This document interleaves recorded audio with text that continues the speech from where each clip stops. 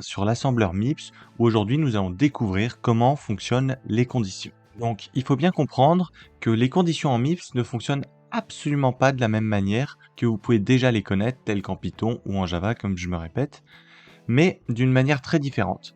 C'est-à-dire qu'on pourra seulement comparer deux nombres entre eux, qu'ils se soient plus grands que, plus petits que, égal, pas égal, et en fonction de ça, on pourra brancher directement la suite du code en fait sur une ligne en particulier. Donc en fait, on pourra sauter une partie de ligne ou remonter dans le code. Et c'est ce qui va nous permettre de faire des conditions et des boucles. Donc ça peut paraître un peu complexe comme ça, mais on va faire un exemple et vous allez tout de suite comprendre.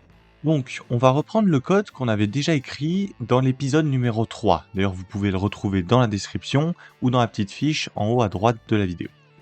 Et donc, notre objectif va être d'afficher un message « Vous avez 18 ans » si l'utilisateur a en effet bien 18 ans. Donc pour cela, on va déjà devoir créer un nouveau message.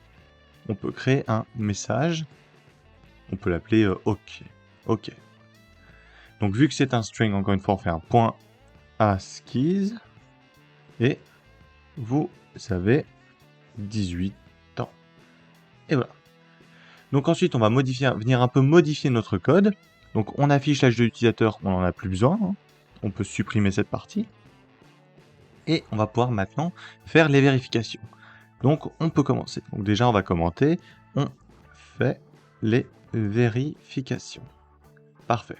Et pour faire les vérifications avec les instructions égales, pas égales, etc., on pourra seulement vérifier deux variables, deux registres entre eux, et pas directement des nombres. Donc il va déjà falloir qu'on affecte le nombre 18 à un de nos registres pour qu'on puisse le comparer.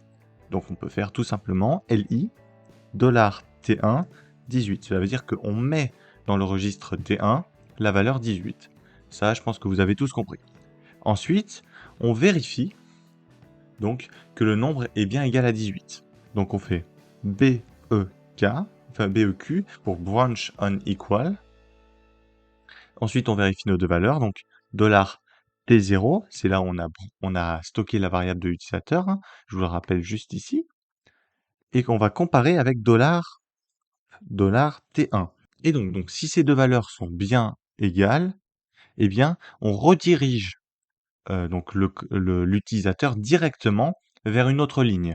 Alors, comme ça serait trop complexe de mettre ligne 15, ligne 18 et tout, ils ont fait un système plus simple, c'est-à-dire qu'on peut mettre un nom, par exemple vérification, et ensuite un peu plus loin, donc en l'occurrence en dessous du programme terminé, on va pouvoir écrire vérification, deux points, et là donc, si les deux âges sont bien égaux, donc si notre âge est bien égal à 18, on sera directement renvoyé à la ligne 23.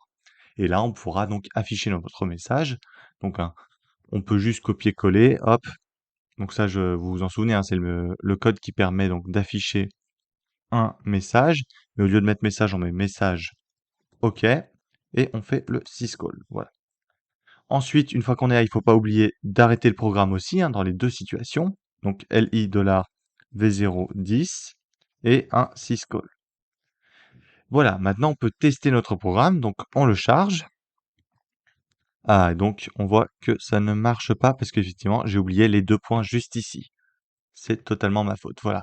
Donc on peut maintenant charger le programme et le tester. Quel âge avez-vous? 18. Vous avez 18 ans. On peut le tester différemment. Quel âge avez-vous? 15 ans. Et il ne nous dit rien. Donc c'est parfait, ça fonctionne. Donc voilà, maintenant on sait faire pour vérifier que deux nombres sont égaux. Mais on peut faire différemment, comme j'expliquais au début. On peut faire donc là c'est branch on equal, mais on peut faire un branch on not equal, BNE. Ensuite on peut modifier le message, vous n'avez pas 18 ans, et ça permet de vérifier qu'un nombre n'est pas égal. Hop, on charge le programme, on l'exécute, et si j'ai 18, eh bien, il ne me dit rien puisque j'ai 18 ans. Et si j'ai 19, eh bien, il me dit que je n'ai pas 18 ans, effectivement. Et je peux retourner dans le code.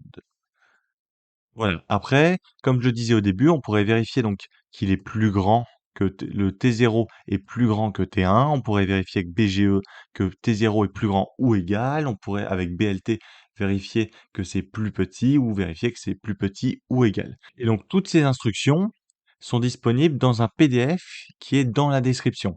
Et je tiens à le préciser aussi, tous les codes que je fournis dans mes vidéos sont disponibles sur mon GitHub qui est bien évidemment disponible dans la description. Donc les conditions qu'on a vues dans cette vidéo, c'est une des manières d'en faire. On verra les autres types dans des vidéos un peu plus tard dans la série. Voilà, et je vous donne maintenant rendez-vous dans la prochaine vidéo afin d'apprendre à faire des calculs en assembleur, des additions, des soustractions, des divisions, des multiplications, etc.